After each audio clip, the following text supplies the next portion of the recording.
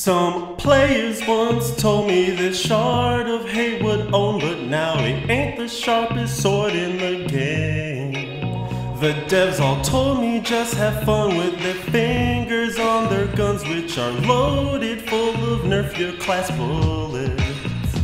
Well, the loot starts coming and it don't stop coming. Hex and Pants and Mr. Yen or maybe Glider Gauntlets. Looking for a set for a build you wanna run. You're flirting with Kadala but she won't give you none. So much to kill, greater risk to beat. So what's wrong with using a few cheats? No! You get banned before you know it, bro. Don't listen to Archon, yo. Hey now, you're a Nephilim, fighting demons, don't wait. Hey now, grind your face off, farm those items, just play with all of that glittering gold. The vault is the best part of Diablo. Oh yeah, taking it back. Feel like I'm in junior high school again or something. Right? Make sure when you're at the dance that you keep enough room for Jesus. Yeah, gotta say. We always learn that there has to be the space for the Bible in between the two. I was really religious growing up. Yeah, so. I actually went to Catholic school from kindergarten to 6th grade. Oh, and man, wow. it was, we went to church during the day and everything. It was legit. Yeah. I grew up in a small country town where there were about as many churches as there were houses. Wow. Well, it was not a religious school, but it was a religious school. I gotcha. Sometimes those are the most religious schools, I think. Mm-hmm. Yeah. Wow, we're getting into religion so early in today's show. By the light be praised. We thought instead of Diablo this week, we would just like to talk to you guys about Jesus a little bit. Have you accepted Akarat into your heart? I know I have. That's why I'm not getting unities. Yeah. Yeah, pray harder. All right. Anyway, yeah, well, big week, I guess. We got a PTR sooner than most of us thought, I think. Unbelievable. I did not see this coming at all. I didn't see this coming. I even though they said that they would get the patch out in November, I thought that they would still push it back until the first week of December because we've got Thanksgiving and everything like that. But I guess this would have been the week since it was just announced last week. Yesterday was the day. Yeah. All right. Exciting and I guess stuff. that makes sense too, because what they usually say, right, is that they don't kind of give timetables for things unless they're pretty sure they're right around the corner. I guess that is true. They don't give a timetable unless they're like 100% certain that they can do it. Yeah, it's true. Yeah, can't give Blizzard flack for missing deadlines, but maybe for not telling us when those deadlines are. We'll find a way somehow. Yeah. Well, Nineball, should we start with your week in gaming? I think we should save Leviathan's for last, since his trumps ours a bit. Yeah. My past week in gaming, of course, Warlords of Draenor came out, and I actually haven't played it as much as I even wanted to, just because there was a lot of server issues. So that kind of put me off on it, and then I spent most of my weekend catching up with Warhammer. Since I had been out of my league for a couple of weeks due to the medical issues, I just tried to get in as many games as I could, and I tabled every single person that I fought against with my Tomb Kings, and it made me happy. That probably means nothing to like 95% of the audience, but it just running an all archer list, and I can't wait till we have enough points that I can use Kalita. That's all I'm saying. I assume that tabled means you won really well. I basically killed every single model that they put on the board. All right. Wow, you wiped them off the face of the planet that you're playing on. Pretty much. There was nothing left of them to take home. That's good. Well, sounds good. Congrats. Mm-hmm. Thank you. But yeah, that Did was. you get to do much PTR? Of course, it came out late last night. I managed to do about 3 rifts before passing out, in between going and attempting to try out the new Marauder set, in addition to uploading episode 28 onto YouTube. So it's kind of sorry to our soon-to-be iTunes and Stitcher listeners who are going to be bombarded with, like, what's it going to be, 5-6 hours worth of podcasts within like 2 days. You got to call in to work one day just so you can catch up on Westmarch Workshop, I think. Pretty much at the rate that we're going, but hopefully this episode will be out sooner, and I'm making this prediction and you won't actually know until you're listening to it, so we'll see how that one works out. All right, nice. Well, I had a similar week in gaming because I'm also a WoW nerd, like 9ball. So got into WoD, which just real quickly I have to say, so far, I think it's shaping up to be the best expansion to date. Following up their, in my opinion, worst expansion to date. So that's like awesome turnaround for them. And when I haven't been WoDing, I've been working a bit on my StarCraft map, but that's boring, so I won't go into that. And I did get to do some Diablo PTR today, and I'm excited. I was sad to find out that it looks like Season 2 has not actually started on the PTR, which is a little weird because this is like the Season 2 PTR, but it looks like, as Leviathan was saying before the show, they're going to test the rollover from Season 1 into Season 2 during the PTR. So I was trying to get those energy twister bracers for not, because they're not there yet. But it was fun. I saw some of the new treasure goblins and didn't get an ancient item, but could live vicariously through Leviathan and some of our viewers. Indeed. You were looking for things that were not there. I guess those are the rarest items of all. I guess so. Yeah. So one thing I want to ask you guys before I jumped into my week, would you say that this release of Warlords of Draenor, which by the way, I want to say has a rather weak acronym, WOD, like mop was awesome, because then you could say, I've been mopping all weekend, and people are like, are you doing chores? Like, are you playing Warcraft? Unfortunately for mop, it was, you were doing chores, and that's why it was so bad. Ooh. Yeah, no, touche. Uh-huh. Touche. I think it should have been another HOTS acronym. I don't think we have enough of those yet. They should just find a way to make all releases from now on have HOTS. Well, you guys have heard, the leaked name of the next Diablo expansion. Oh yeah. Was it Haradrim of the Sanctuary? That's pretty great. What was the fake April Fool's StarCraft expansion? It's like Herald of the Stars. I think that it was something along those lines. Sounds about right. Pretty funny. Oh my goodness.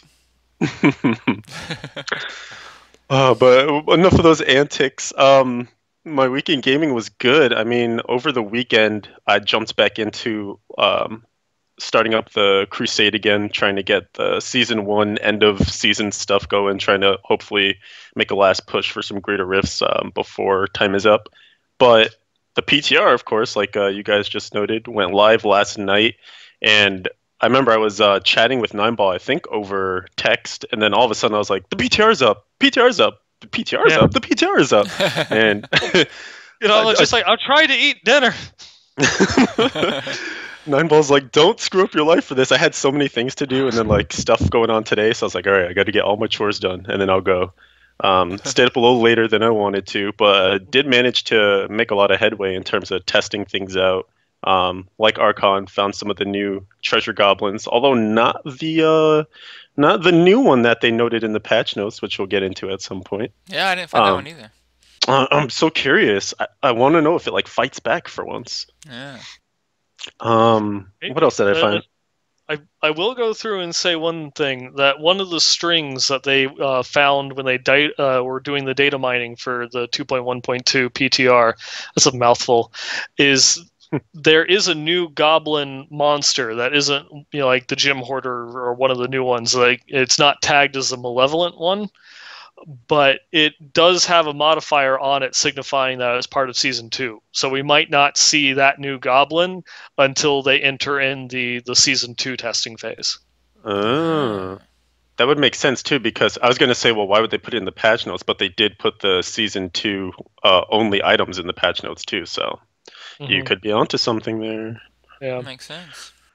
Actually, sorry, going back and looking at it, was they have this new one called Treasure Child Vault Peon, which is slated for Season 2. But they do have the Malevolent Tormentor, which is not slated as Season 2. So I'm wrong. I'm just going back and double checking my facts. All Well, there you go. right. So maybe that other one sounds like a new thing that's inside of the vault, a new goblin Yeah. in there. Interesting. But yeah, so yeah, tested some PTR last night, tested some right before the show. Lots of stuff to talk to you guys about. So if you guys just want to jump right into it, Yeah, should I we just think, go down the patch notes? yeah, I am down for that. Let's hit it All up. right. Well, if you guys don't mind, I'll take one of the first big things because I was super excited about the change they made to the healing stat on your character sheet.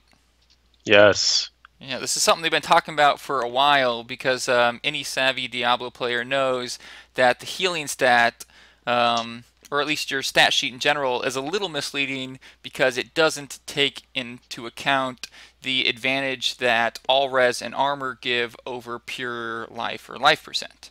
Because they both give you a good amount of toughness, but the mitigated damage you get from all res and armor is actually a little bit superior because it effectively increases your healing, and that wasn't reflected in the previous character sheet because it only showed how much life you were getting per second, and the new change is actually going to show you how much toughness you gain back per second.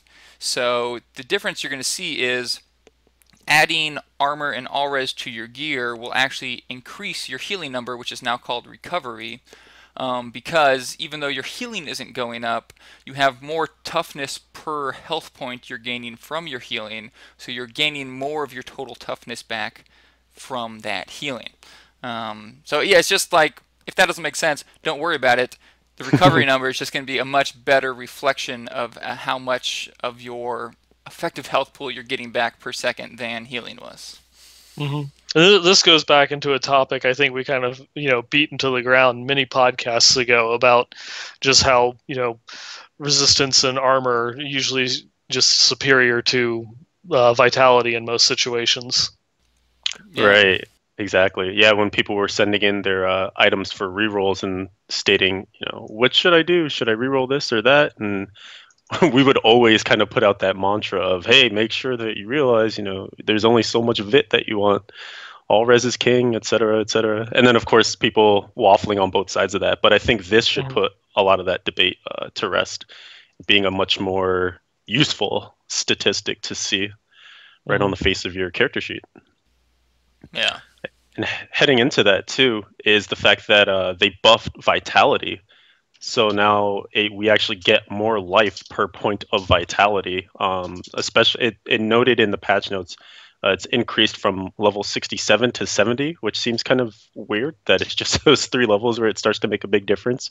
But I guess the main thing to be concerned with is that once you hit max level, your vitality is going to do a ton more for you than it previously was.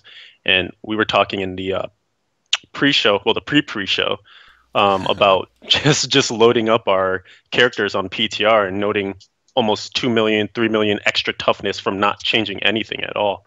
So it's a pretty big buff to resiliency for our characters. Yeah, I wonder if that has something to do with the fact that all res and armor are superior to life. Maybe they just wanted to make that more of a interesting decision. Do you want to get more toughness or do you want to get more healing? Could be. I think it's also just one of their ways of trying to better scale or tune the difficulty in Greater Rifts. And so, they're reducing the damage while increasing the health total, which slows down combat a little bit. It makes it so that way it takes it longer for you to die, which allows you to have more control over the battle or the situations that you're in. It allows you the opportunity to make more tactical or strategic decisions, when you're in the midst of combat. Instead of just you falling over dead. So it's something that you've seen, that like, at least on the World of Warcraft side, they've done every expansion. Well, we won't scale damage as high at the end game content in this expansion, and we'll also greatly increase the amount of hit points that you have. And it's something that they do again and again and again. And, they're doing it hugely with Warlords now, just for the fact that they're going to have, I think it was something along the lines that they said, by the end of it, you're going to have like Wrath of the Lich King level damage and then Cataclysm level hit points.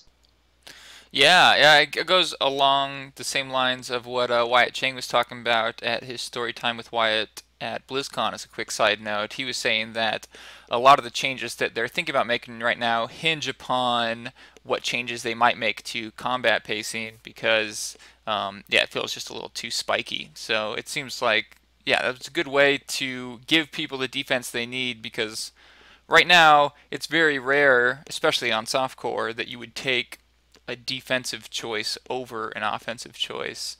So I guess maybe this is just one way to make defensive choices a little more appealing. Yeah, I mean, totally. With if you were playing softcore and you were in the higher 40s, there was no point in gearing anything defensive at all for a lot of classes because you just get one-shotted. That was why Demon Hunters did so well, is just because they could just stay permanently immune, and the only thing that was keeping them back was their killing speed, because they would literally be in smokescreen the entire time. Right. Yeah. I mean, this also makes really good use of sort of indirectly buffing things that didn't have as much value. So, for instance, life percent is going to get a boon from this because you have a bigger vitality pool that you're working from. Something like a Saint Archu's gauge, the gloves that give you a shield based on your total life. Some of the healing that gives you, some of the healing mechanics that give you returned health based on your max pool of life and stuff like that. All those will now see a little bit more utility. So this really does feel like the patch where they're pushing defense on us, especially because they introduced those 2 new gems, which I'm sure we'll touch on once again later on. But it really, I like that they're moving in this direction of saying, hey, defense is a thing that you want to be cautious of, just because it will help you advance further. Not, it's not offense to rule everything. Yeah. The one other thing that I think we didn't mention yet in the healing vein is that health globes aren't going to give as much health, which I believe has something to do with just the spikiness of combat pacing right now. They wanted to make it a little more consistent. It's continuing on the patch 2.1 change where they reduced the amount of healing that you got from health globes and then increased the life on hit, and they're doing it again. Yeah. Mm-hmm. They're further tuning it because there's also, I believe, you're getting an additional 25% bonus on life on hit from all sources in this next patch. And life per second too. They buffed that up again as well. Yeah, thank you. Yeah, it seems like it's just like an ongoing repair from their initial Reaper of Souls change, where they like significantly increased the percentage of your healing that was coming from health globes. Because they wanted it to be like, they wanted to create more of those moments where you're like, oh, thank God there's a health globe over there, I can keep fighting. But it looks like it just didn't work out quite as well as they'd hoped. Like just that spiky, oh, I hope there's a health globe, isn't a reliable enough system to keep you going in combat. Mm-hmm. Right. Especially sorry, go ahead. Nope, you continue. I was just going to make a quick point on that, especially because, for instance, the Rift Guardian fights, if you get ones that don't spawn ads or anything like that, then you're only getting 3 health globes per Rift Guardian, since it's at the 75, 50, and 25% marks. So not being able, or not having to rely on them and having more of those defensive stats, again, is kind of that push that they're making. So I'm all for it. Mm-hmm. And have you guys seen the actual damage scaling numbers that someone has managed to at least get out of the client? No, I haven't seen that. There was a post, I think it's the top post on our Diablo right now, the Diablo subreddit, that someone went through and I guess did a little bit of data mining, and they managed to pull the figures from the client itself. In every rift or every greater rift level that you would go up, increase the base damage by 13.2% prior to 2.12. Now the change that they're making is that the scale for damage, as starting at Rift 26 and higher, is 10% instead of the 13.2. And so in the beginning, it doesn't really make that much of a difference. So at level 26, it's only 97% damage of what it was previously. But when you start getting up to, say, greater Rift 40, enemies are now doing 67% damage, or 67% less damage than they were in patch 2.1. And then say you go up to greater Rift 50, they're now 49%, all the way up until you get to greater Rift 100, where they're actually doing 12% of the damage that they used to. Wow. Yeah, that makes sense, because at Storytime with Wyatt, he was talking about how internally, every 3 Greater Rift levels is like 1 Torment level, with 25 being T6. So it seems like they just kept that same 3 rifts to 1 Torment level until T6 and then changed it. So they screw up that balance.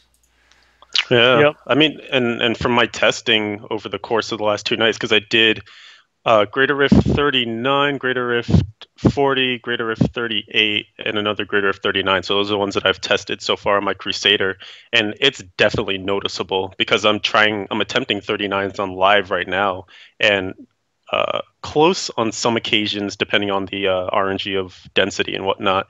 But in the PTR, it's night and day. Like the density of the mobs, which I'm sure we'll touch on, is making it so that it's much faster in terms of staying with the timer, not running out of time, and you're just really not taking as much damage. Like I was saying to both these guys previously, that you could really run without almost one of your defensive items that you were really relying on in live and be perfectly okay. It was not noticing huge spikes of damage. Yeah, like just like looking at the damage chart to give you an idea. You know, if you're used to Greater Rift 39 right now, you would be able to take the damage in Greater Rift 43 after the change. Greater Rift 43 actually is a little bit less damage than what 39 is now on live. Oh, that's interesting. Leviathan, I don't know if you were going to bring it up earlier, but I saw on your Twitter page that you had gotten a Rift 43 key from the trials. Yeah, we didn't even touch on that yet.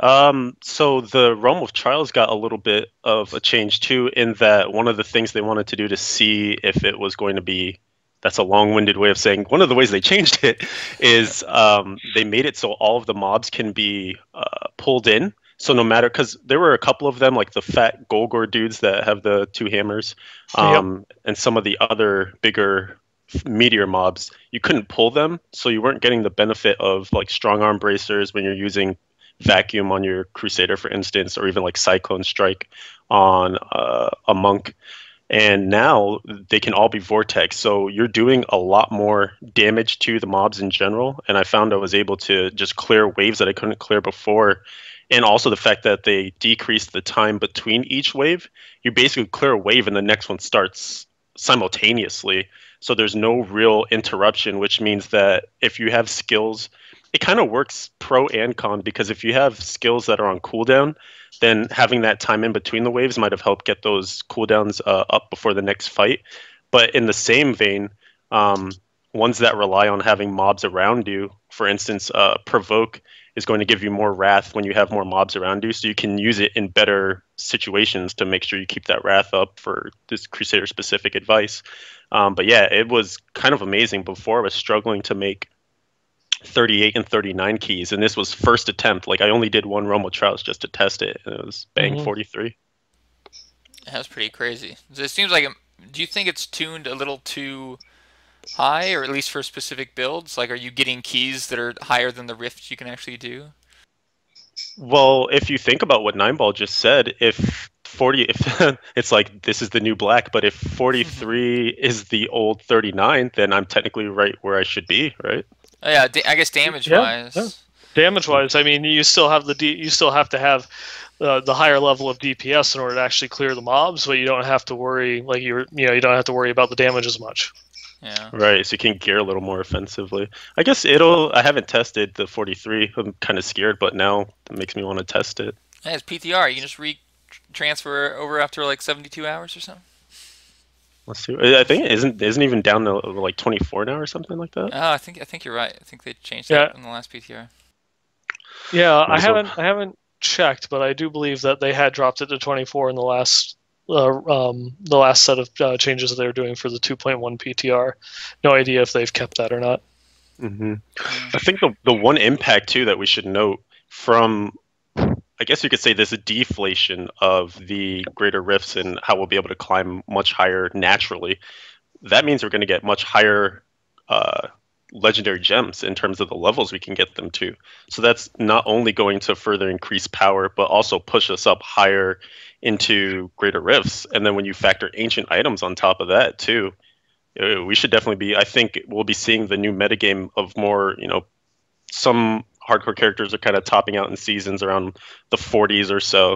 I think we'll be seeing maybe 50s as the new plateau, maybe, or higher than that. Yeah, Jen Lee in chat was saying, what I take from that is level 50 gems for everyone. Seriously. And maybe that's what it is. Yeah, maybe just a too small percentage of the players was actually able to get those higher tier legendary gems. That could be. I mean, it's also just a this small amount of power creep, although it's not really a small amount when we're going to be having ancient items with 30% increased stats, and then huge changes to the amount of damage that we take and our survivability. So I could easily see like a 10 level jump for a lot of classes in order to get up there.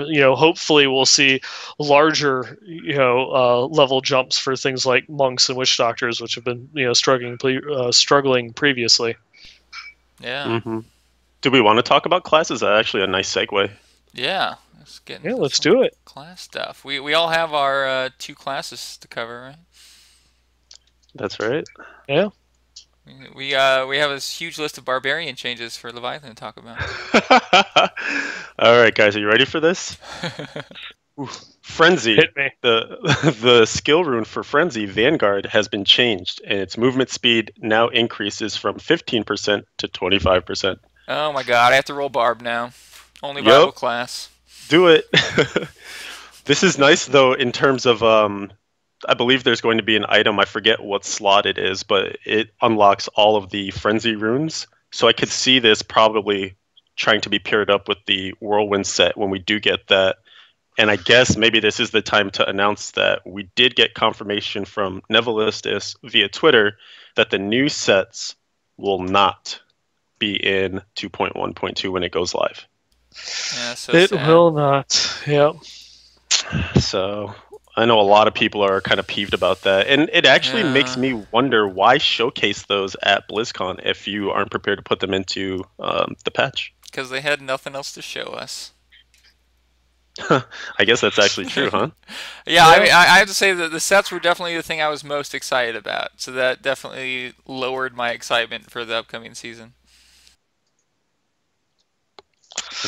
Yeah, the way that they were going through and talking and showing off some of the stuff, I was expecting the new sets to be in this next patch as part of Season 2. They kind of made it seem like that, so I think that's probably why most people were a little bit shocked to find out that they were coming later. Because they did talk a lot about, these aren't going to be in Season 2. This isn't going to be in Season 2. This isn't going to be in Season 2.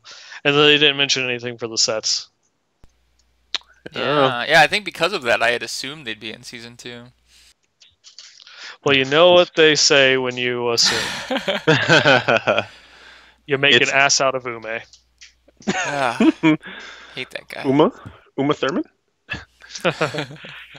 Well, at least we do know that the set reworks are going to be included in 2.1.2, which is maybe a good segue into Demon Hunter skill changes and set changes. My favorite part about our show is anytime we have a good segue, we make note of it.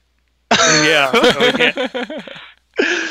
We can't even use it. This comes because we have very little, as you probably could tell from our show, we have very little preparation beforehand, and our show notes normally can be contained within about 2 paragraphs for 2 hours worth of content.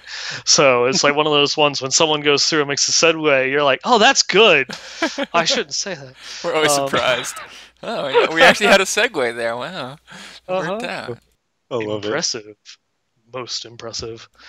So yeah, Demon Hunters doing really good live, and now they're going to be doing even better. So we had a couple skill changes. They removed the last few skills that still did poison damage. I guess they were ones that they just kind of missed in patch 2.1, and so anything that did poison damage is now doing some other form of damage between like cold and physical for most things. They just are getting rid of all poison damage, including one of the ones for Smokescreen. They had choking gas, which it made it so that way you basically dropped a poison cloud when you hit it.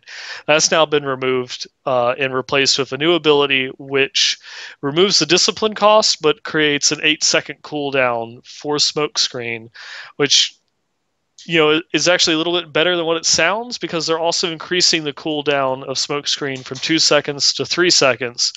So now it is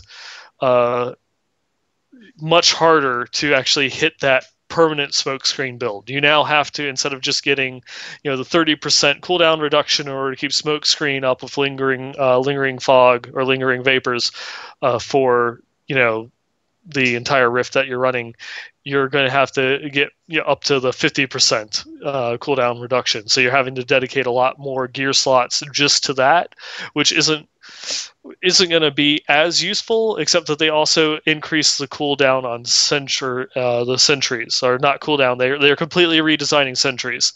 It's now has charges like Dashing Strike, and you can have 2 charges now. And so that means you have to sorry, I was going off on topics without having a clear train of thought of what I should be saying. So what it is now, they increased the recharge time from 6 seconds to 8 seconds, but made it so that way you can have 2 charges of sentry at any given point in time. What this is that if you're going through and constantly dropping a sentry every time it's off of cooldown, it does lower the number of sentries that you can drop. But you can also save them up for if you get into a nasty pack or right before a Rift Guardian spawns, you can drop all of your sentries at once. Custom engineering not only increases the number of sentries that you can have up, it also increases your maximum number of charges. So now you can have 3 charges and 3 sentries, and then with the Bombardier's Rucksack, only increases the number of sentries that you can have up, but not the number of charges. So now you can run around and just drop 3 charges, 3 sentries instantly. So you don't have kind of like that ramp up time, but then that also means it's 8 seconds before you can do anything else, and it's 24 seconds before you can drop all 3 of them again. So it kind of gives you options. Do I want to save a sentry, or do I want to put them all down now? Because the changes that they've made to the Marauders set increases the damage of your skills for the number of sentries that you have down. But at the same time, it also makes it so that way the sentries don't passively use your hatred spenders. It now will only cast them if you use them.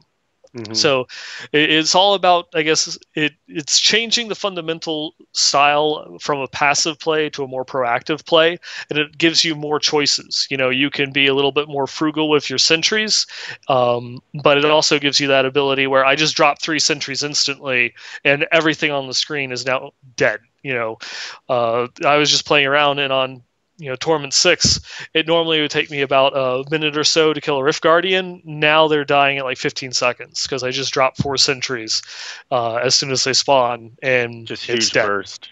Yeah, Wow. Just then just hit punishment, get back up to full hatred, and then unleash just chain cluster arrows on the Rift Guardian, and nothing survives. Jesus. Mm-hmm. So does this mean that the QQing that we see on Twitter and the forums, it's all unfounded, unnecessary? Are people just not there yet? Are they not realizing that this is improvement? There is a negative aspect to it, because the passive play that the old Marauders build allowed you to do is you could just drop all of your sentries in one room, and then break line of sight and do nothing.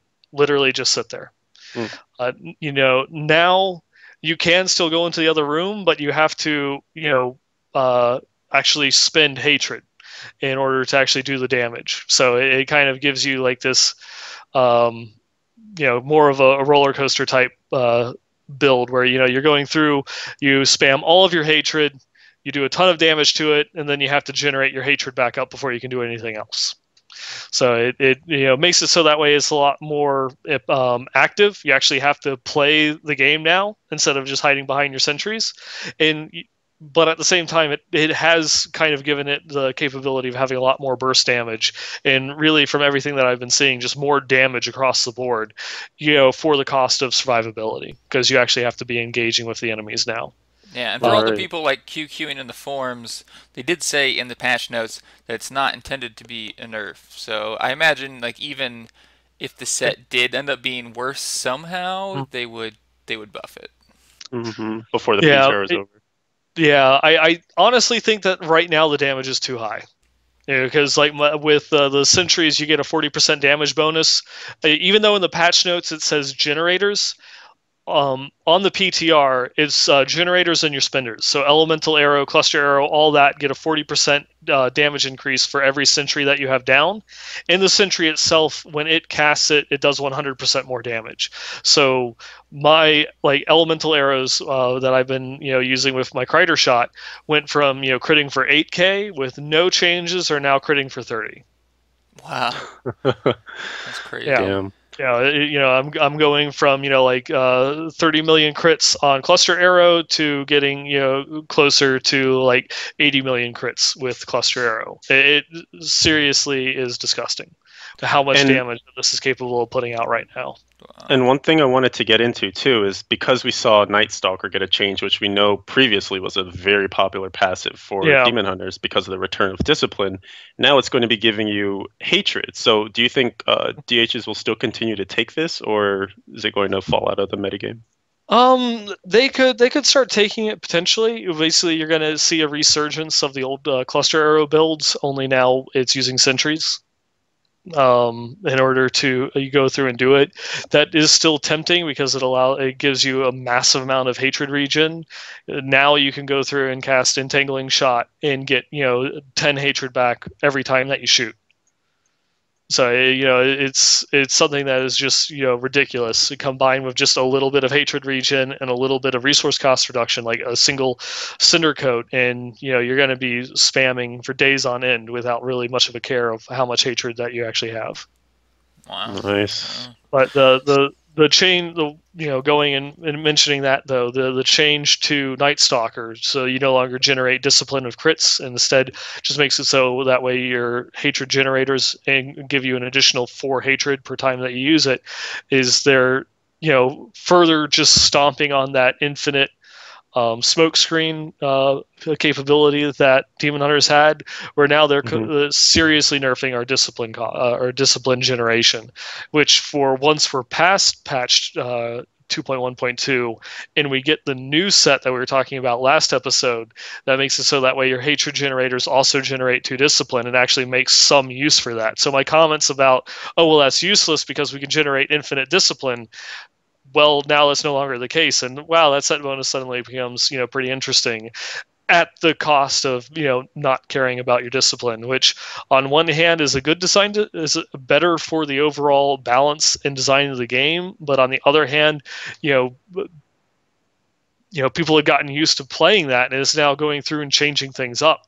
And it'll be, they've reduced the damage and increased their survivability, but is it going to be enough for Demon Hunters to be able to keep their space, at the higher, greater rift levels? I think for softcore, yeah, definitely. The damage that we put out now is increased so much that's not really a concern, but for hardcore, that would be a little bit more of a concern. So I'll be interested in seeing how the ladders kind of go out with that kind of give and take on it. Yeah, I was glad to see them make that change, because I remember before Reaper of Souls came out, they were talking about the problem with infinite discipline generation, and then I was really sad to see them not do anything with Night Stalker. I know that it's going to feel like a nerf to Demon Hunters, and that's never fun, but anytime there's like a mandatory passive or like just one thing you need to get your class to feel right, I think it needs to change. Yeah, I agree with that. Yep. Mm-hmm. Yeah, it's some pretty interesting changes. I think overall the just kind of wrapping it up, the changes to Marauder, I think put the class in kind of a better place.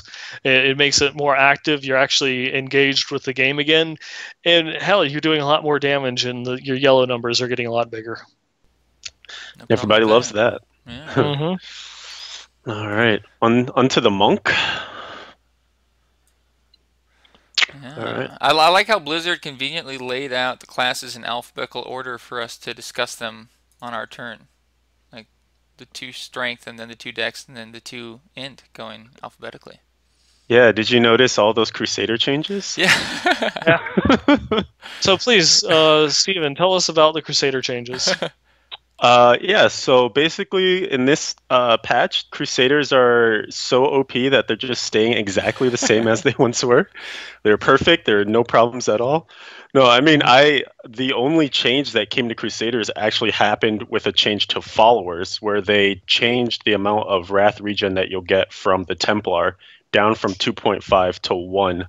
Oh So wow. that is the one change for Crusaders in this patch. Were most Crusaders using Templars? In hardcore, absolutely. Yeah. I think in general, probably most hardcore characters are using Templar just because of the heal is insane and the stun and some of the things that they can do with the weapons they can equip are very useful. But Mhm. the just having that Wrath regen helped to smooth things out for Crusaders quite a bit. But something I meant to check before we started and I didn't get around to it. It seems that maybe Provoke or one of the skills I was using was returning more Wrath than it might be on live because I was noticing no major difference in the amount of Wrath that I had. Like I never felt starved for it, even when I got down a single target and I was only able to provoke just off the one because Provoke gets better as you have more enemies around you for Wrath regen return. So I don't know. It doesn't seem like it's super significant, but it might maybe when I test other builds and stuff, it might make more of a difference. Oh. Yeah. I guess now moving on to Monk. One other thing that I completely forgot, and it's because I don't have any, so I don't care. But someone was mentioning in the chat is now Tasker and Theos are now useless for Demon Hunters. Demon Hunters no longer care about breakpoints with the Marauder set changes, so you no longer have this kind of like esoteric chart that you have to go and assess and how much, it's like I need exactly this much increased attack speed and everything else is wasted in getting this, Tasker and Theo in order to reach the next breakpoint. Gone, useless. All it does is just increase the passive shots that the sentries do, which will be very minor compared to the rest of the damage that you're going to be doing.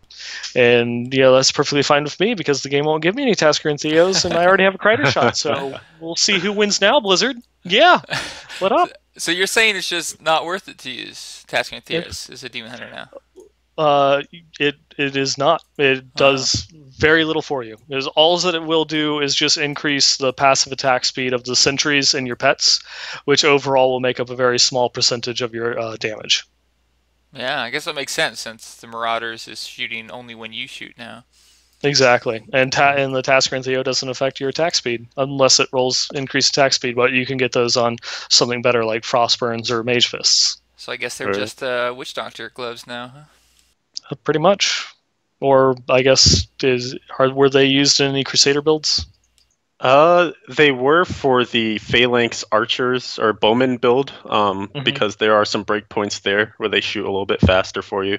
But I mean, that was more of a side build. It wasn't one of the main top tier progression pushing. It's pretty good for magic finding in T6 if magic finding still exists. Some people like to believe it does. Some people like to believe in magic. Believe in the RNG. It is.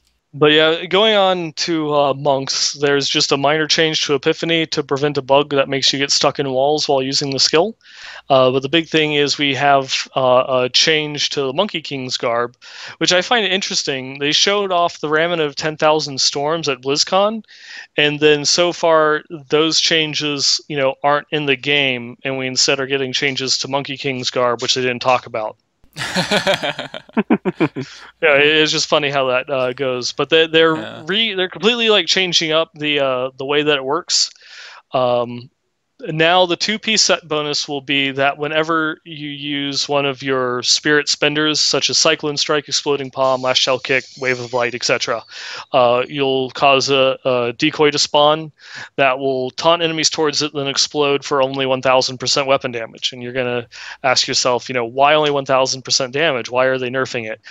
Well, because the 4-piece set bonus now makes it so that way any enemy that is hit by the decoy explosion takes 500% increased damage from your spirit spenders for 3 seconds. And some people have been going through and commenting, I think, like Wave of Light crits for what did you say in that tweet earlier today, Steven? I was watching Mods play last night, and he was screaming like a little girl because he was getting like 450 million crits on his Wave of Yeah. Lights. It That's was a thing of ridiculous. beauty. So Yeah. much damage. This is a huge Yeah. buff for monks.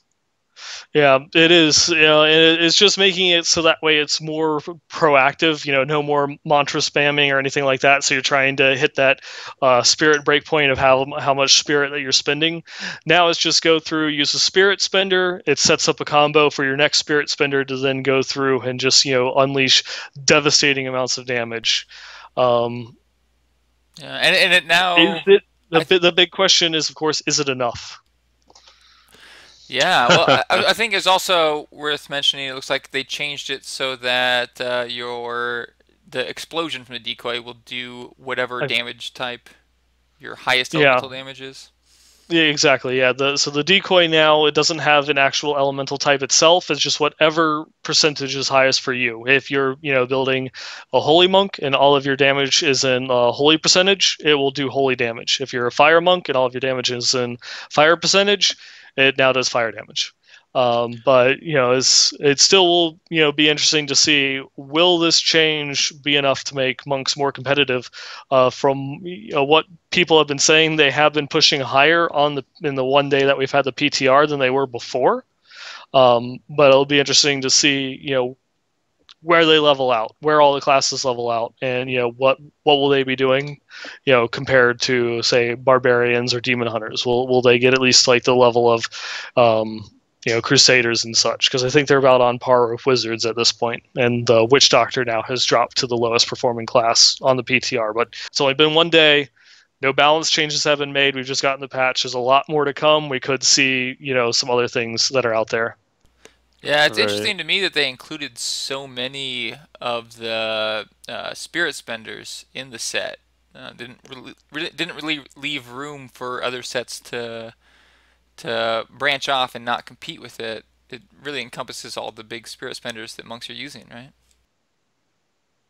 Yeah, that's true. It kind of goes against what we were discussing, I think, maybe even last episode, where we're saying they're designing more of these sets to focus on 1 to 2 skills. Like with even the new wizard set that we're seeing, it's very slow time. It's very concentrated in terms of you can only use energy twister or arcane orb, or I think there might be a third one in there too. But this is almost all encompassing, really. Like you're saying. So. Yeah, I'm wondering if it's going to become mandatory for monks. Who knows? Little wait and see game. Yes, indeed. Well, the next class we had was Witch Doctor. Only one small change. Grasping Spirit on Haunt, which was the rune that slowed the target of Haunt by 60%, has been replaced with Poison Spirit. Haunted enemies take 20% increased damage from all sources, and the damage type was changed from cold to poison, because Witch Doctor is stealing the poison away from the demon hunters. That they are. They didn't need it anymore. Yeah. I don't think Grasping Spirit was a very popular rune, so I think this will be well received. Yeah, I'm interested to see how that's going to play out, because witch doctors, they weren't as bad as monks, but they weren't not performing anywhere near what the other classes were. But they were always kind of looked over in terms, because the monk was like, that's the worst class. Everyone felt bad for monks, and and then the witch doctor's just standing like 3 feet away from him, and then now we've got some monk buffs, and it's just strange. We've got a huge amount of changes and damage increases for one of, I think, like the second best performing class in the game right now, the Demon Hunter, with the first being the Barbarian currently, and then we get nothing for the Witch Doctor. Who's the second worst class. They have that one haunt which can be used with Jade Harvesters. So now it's poison damage, which most of your big spells for the Witch Doctor, and with the new weapon that they're adding in, is going to give an even increased amount of poison damage. So that way it will increase your damage just a little bit passively from kind of focusing in on that one elemental type. And then with the Wormwood being able to roll, I believe, 20 to 25% increased poison damage. Yeah. And then with this one skill, since you're always going to be using Haunt with Jade Harvesters, it's like a free 20% extra damage. Kind of be interested in seeing what changes that makes once we actually can get like the new Wormwood, if that's in the game or we have to wait till Season 2 rolls over. To me, this almost pushes Witch Doctors more into their role, which we're seeing in the metagame in terms of group play, as really being the support class. Because right now, most of the top performing 4-man, 3-man parties, man or woman, going back to what we were talking about earlier, those parties almost exclusively include a witch doctor that's doing the 0 DPS, just all buffs, making sure that they have their star metal kukri if they can get one, and going through and being able to just drop big bad voodoos everywhere and buffing up the rest of the party's DPS output. And this seems to go in line with that too. Yeah, it was a double thing that witch doctors are useful for in the group clears. So the big bad voodoo for the increase in party damage, but also being able to permanently fear the enemies. So they'd be able to keep them, permanently locked down and not be able to, actually attack you back. So you didn't really have to worry about the amount of damage you were taking as you got into the really higher rifts. Mm-hmm. Yeah, poor witch doctors. They've been, I think, more than any other class at the bottom of the barrel. My guess is just developers aren't playing witch doctors. Obviously, so it's just not a priority. They all play demon hunters and barbarians. It's weird because they keep saying like we want to reapproach Helltooth, but we just want Wall of Zombies to be at a place where we think it's a good skill and whatnot. And then we had the issue with the pets dying all the time, so they're like, we'll give a little love to the pets. But it just seems like they're doing more. Here's a little band-aid for you. Hold on, we're coming for you. But which patch is the Witch Doctor finally going to get its? This is the patch for you. Yeah. Yeah, with the announcement of the new wizard set, I feel kind of spoiled being a wizard. I'm like, whoa, I got Firebirds, I'm okay, but I'll take it. I'll take the slow time. Right. But yeah, speaking of wizards, you guys like that? Yeah. Yeah. Beautiful See segue. what you did there? Yeah, wizard just got one skill change, and that was Hydra. And it's not much of a change, to be completely honest. Hydra's attack way faster, but basically Hydra's attack twice as fast and deal half as much damage. It's not quite that simple. It's a little bit less than half as much damage and a little bit less than twice as fast, but it's not a big change to Hydra. You're just getting more procs from Hydra, and things like Blazing Hydra are going to scale up a little bit more consistently. So that whole esoteric sheet of attack speeds that Nineball was talking about, the DHs are just handing it over to the wizards now, it seems. Yeah, I don't know how the breakpoints are going to work for Hydra, but yeah, wizards aren't getting much changes as far as class skills. The biggest change for wizards definitely coming in the new set, but that's not coming in Season 2. Season 2, we're just getting a small change to Firebird's Finery, which I was a little sad to see, but I support the change.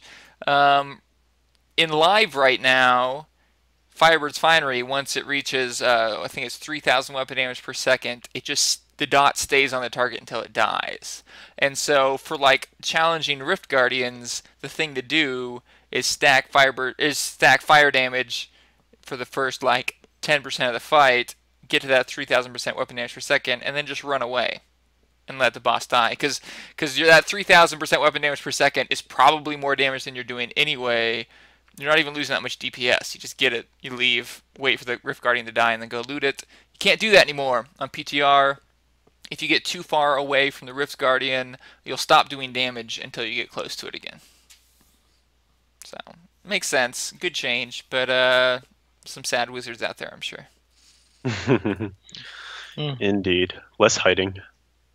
Yeah. Oh, and there's one change here at the bottom, which looks like it should have just been looped into healing, but I'm not sure why it appears under classes. But there's an issue that was fixed where life per kill wasn't giving you the returned healing when an enemy was killed by a pet, and so now that's been fixed. Yeah. Yay. Seems like no one noticed that because no one cares about life per kill. Not even a little really. bit. Not the most popular stat. All right. Well, now we get to move on to some absolutely fun stuff, items. And one tenant of items that we had already talked about earlier is that life on hit and life regen on items is going up by 25%. So you're going to see bigger numbers for fixes and the ranges that they can get for life on hit and life regen. Yeah, this is really similar to like the health globe change in that they made like a drastic change when the expansion came out, as the dev team is known to do. Like super overcorrect the issue where vanilla we had way too much healing. So Reaper of Souls comes out and they like super nerf healing, and then pretty much every patch we've gotten since then has buffed healing, right? Pretty much, yeah. I don't know. I guess maybe they figured swing the pendulum and then slowly but surely bring it to where it needs to be. Yeah, I think Travis Day was talking about his philosophy was just make sure, if you overcorrect, that's fine. You can always bring it back. Just make sure you change it enough that you fix the issue. So I guess that's kind of their philosophy on a lot of these things. Yeah, it's not a bad way of looking at it. Indeed. And next on our list here, we have ancient items being added to the game, the ever popular, ever bemoaned ancient items. So we're seeing those now. My experiences with them in the PTR so far have been I've gambled many, many more than I've found. And granted, I haven't done a ton of monster killing just yet, but because I got lucky enough to get a Goblin Rift with the Blood Thief goblins, the new goblin that drops all the blood shards, I was able to do a ton of gambling right away. And by all the blood shards, he means all of the blood shards. That's the story that's coming up later. Here's a quick little sneak peek. There's a picture of Leviathan's Rift with all the blood shards. Just unbelievable. That's 12 blood thieves that were killed. And it resulted in about 4,000 blood shards after I picked them all up. Wow. And you know what? I'll even take the time right now to go into my little mini rant part 2. This is something that I was harping on last time when we said, oh yeah, new exciting treasure goblins being added. And I thought, well, this blood thief one looks very interesting because we'll be getting more blood shards, which everyone likes. You hit the lottery and then you get to gamble a whole bunch. But now you have to go back to town 1 billion times in order to spend them. Get your 500. Go to town. Gamble, gamble, gamble. Run back to the portal. It's like you made all those changes to make Act 1 a nice and efficient town layout, but now my inefficiency is going into the rift, back out of the rift, into the rift, back out of the rift. So it made for really stilted gameplay because I got excited to get that pack of goblins, but I got really unexcited to then go through that process of dribbling these little blood shards around the screen. So maybe I made an appeal to hopefully have the cap raised, and maybe that'll happen. 1,000 I feel like would be nice even, so then that's only, 4 trips with those goblins. Yeah, I really don't see how much harm could be done by raising the blood shard limit, and there's definitely an outcry for it in the community. Yeah. I got a ton of favorites, ton of retweets. People were like, do it, raise it, or we'll get torches. Yeah. I don't see why not, right? What would it hurt at that point? Yeah, I don't think. I mean, the only thing we could think of, I think last time we talked about it, was that people might save up blood shards for patches. But I mean, even 1,000 blood shards, you're not getting that big of an advantage. Nope. Not really, especially for if a large majority of the player base is jumping into seasons, then it doesn't even matter. Yeah. That's actually a great point. Yep. We shall see. We shall see. So I was saying ancient items. Sorry to derail from that. But yeah, so I've been gambling quite a bit, and ancient items seem to be coming a decent amount from Kadala. And we know that she's not really tied to any difficulty. You just kind of get what you get from her. She can drop torment level items, sets, etc. And I want to say with every 500 that I spent, I was still seeing about that, 20-25% rate of acquiring legendaries. So when I was doing shields, I was getting about 4 legendary shields. And one, I don't know if this was lucky or not, but 1 out of the 4 seemed to be ancient, which seems high, right? Yeah, that does seem really high when they're Seems talking super about like 10% at Torment 6. Mm-hmm. Yeah, I wonder if you got lucky or if they just like scaled it up on PTR to get testing done faster. to have us see them. That could very well be. I'm very curious to see what happens when it gets translated to live. But for now, they're dropping. I was seeing a few in Greater Rifts as well too. Again, I was in 38, 39, 40. So I'm assuming that's considered to be pretty high up there, even with the new rescaling of it. And as we know, the higher you go into Greater Rifts, then the better the chance you have of finding those ancient items. So I don't know if anyone, do you think someone will be able to reverse engineer what those drop rates might be eventually? Yeah, I mean, like in the past, Diablo fans has done a good job of bringing data together. I know some other groups have done that. So, I mean, as long as there's enough people out there submitting their data, maybe a couple weeks to a month after the patch goes live, we'd have some pretty solid numbers.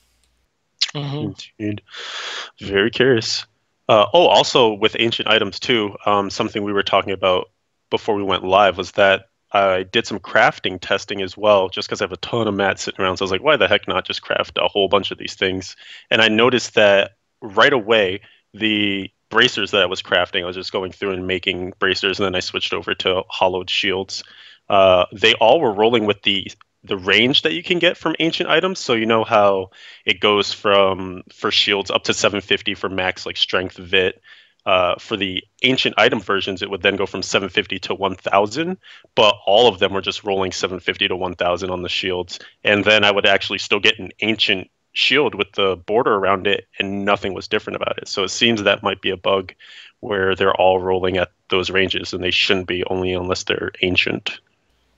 Yeah, so pro tip, if you want elite gear on the PTR, go craft some stuff. Do it before they change it. Go. Actually, one more thing that I noticed too. This isn't related to ancient items, but it's items related. It looks like they just buffed in general the range for bracers, because before the top end for bracers was 500 main stat, 500 vit, etc. And it looks like, I think if I remember correctly, it was either 600 or 650 was the new high point, or the new max for that, even outside of ancient. Oh wow! Oh, that's pretty nice. It's also just a small little passive power creep. indeed. Yeah, I guess maybe you think they're just trying to compete with like crit chance. That's the only thing you'd be competing with. I'm trying to think why else they'd want to. Right, because on bracers it's pretty much what, like crit chance, elemental percent, and then strength vit or all res. Yeah.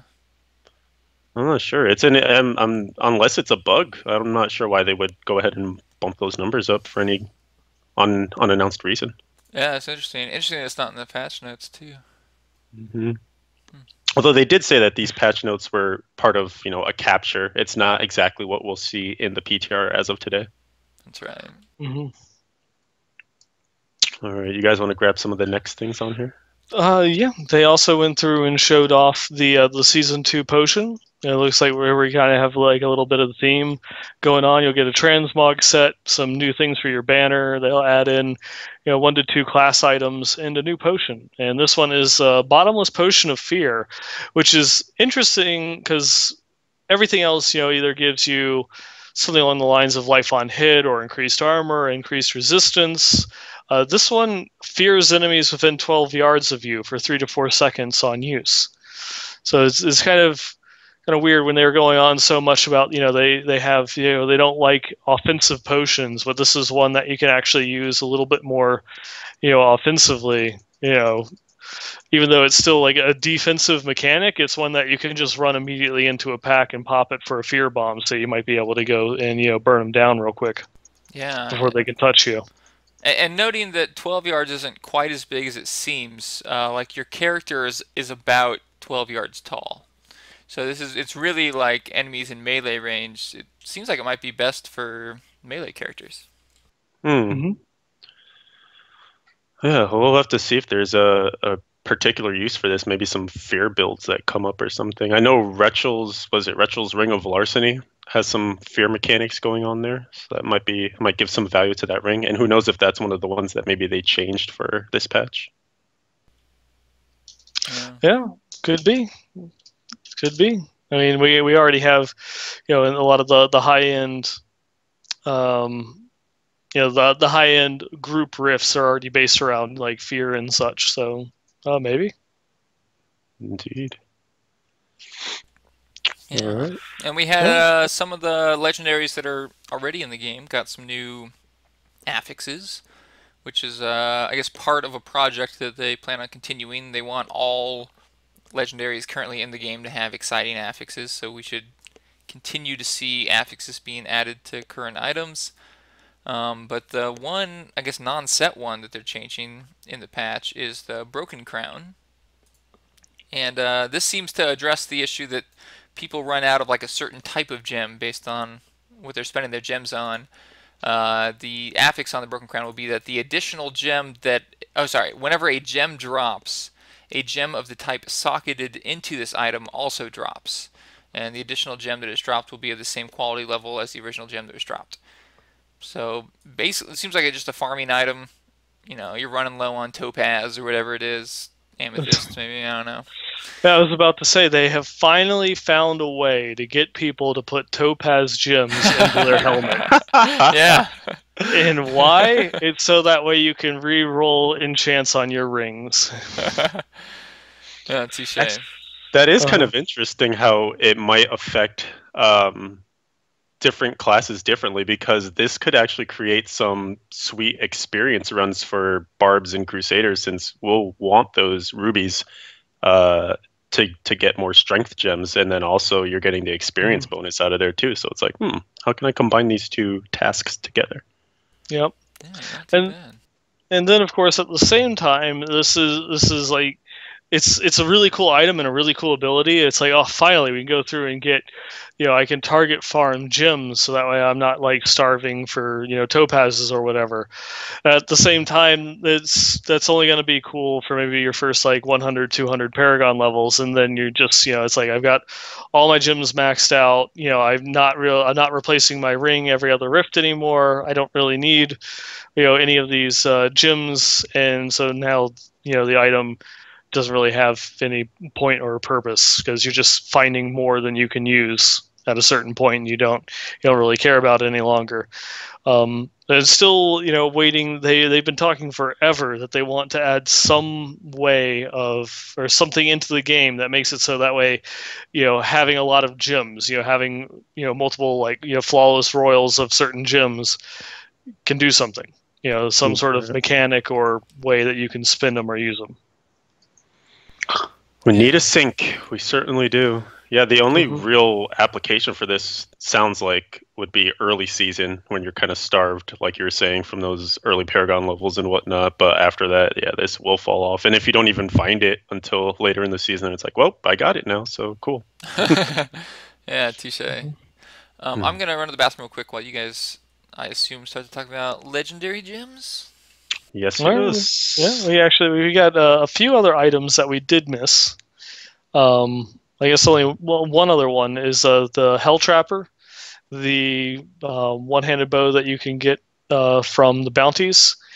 It was changed so that way it can no longer go over your maximum. So that was, it kind of, a lot of people were using the Hell Trapper. A lot of people were using the Calamity for some of the higher end Demon Hunter builds, since it relied upon Meticulous Bolts as your quiver instead of Bombardier's Rucksack.